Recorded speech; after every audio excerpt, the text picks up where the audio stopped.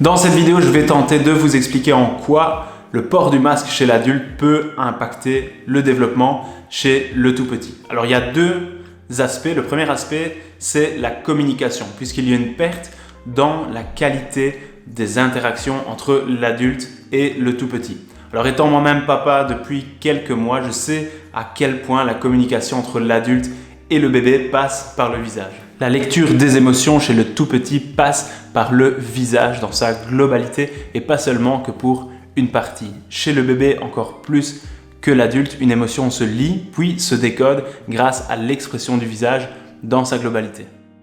Et si la moitié du visage est recouvert, comme ça, ou encore comme ça, le bébé aura une grille de lecture et de décodage qui sera 2 fois moins important. Le bébé, du coup, aura moins d'indices visuels pour pouvoir décrypter l'émotion de l'adulte.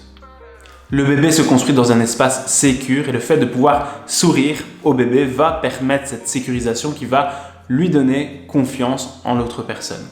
Alors qu'après quelques mois, le bébé peut facilement identifier papa ou maman, le contact avec les étrangers est quelquefois plus compliqué. C'est pourquoi on l'a bien compris dans les crèches, la plupart des puéricultrices ne portent le masque qu'en présence seulement des adultes.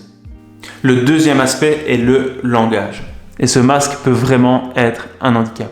Après l'âge de 6 mois, le bébé va commencer à s'intéresser à la bouche des autres personnes parce qu'il va produire des sons volontairement. Tout être humain apprend par mimétisme et donc il y a des neurones miroirs qui vont s'activer chez le bébé et c'est comme ça que le bébé va pouvoir recopier les sons entendus par papa ou maman. Si le masque est porté, alors bien sûr on entend les sons mais on ne voit plus ce qui se passe autour de la bouche. Et pour le bébé, pour l'apprentissage, c'est aussi important d'entendre le son que de voir ce qui se passe, de lire sur les lèvres de l'adulte. Tout comme pour les personnes malentendantes qui souvent lisent sur les lèvres pour décrypter, pour comprendre le message.